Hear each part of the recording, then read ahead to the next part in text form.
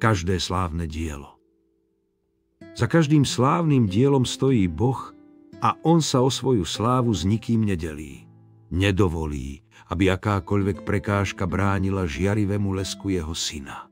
Preto potrebuje čisté nádoby, aby mohol konať svoje dielo. V najvrcholejšom momente, keď jeho požehnania a moc voľne prúdia cez jeho ľud, im hovorí: teraz sa zastavte a všetko odložte. Chcem, aby ste preskúmali svoje srdcia. To je slovo, ktoré som cítil, že Boh chce, aby som kázal, keď naša cirkev oslavovala svoje 3. výročie. Môžete si predstaviť moje váhanie. Predstavil som si, ako na mňa zíza celé zhromaždenie, zmetené, a myslí si: počkaj, hovoríš nám, že sme všetci skvelí, ale potom sa otočíš a povieš, že sa musíme zmeniť. Bolo by to, ako keby manžel vzal svoju ženu na večeru na výročie a povedal: Zlatko, chcel som s tebou hovoriť o tom, že si pribrala.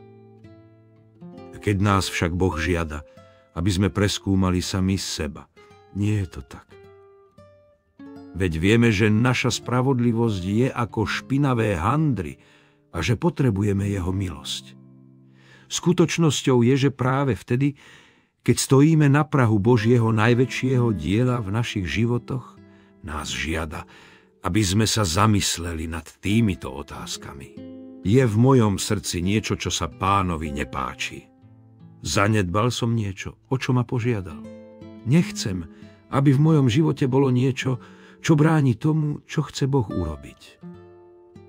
Boh neustále vedie svoj ľud k tomuto bodu. Prečo?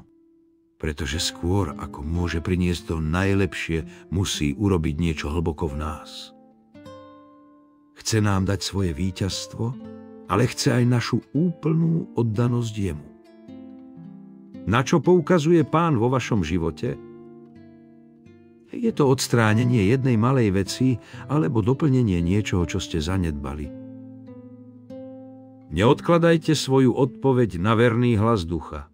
Vyriešenie jednej malej veci môže ovplyvniť celú vašu budúcnosť. Preskúmate to?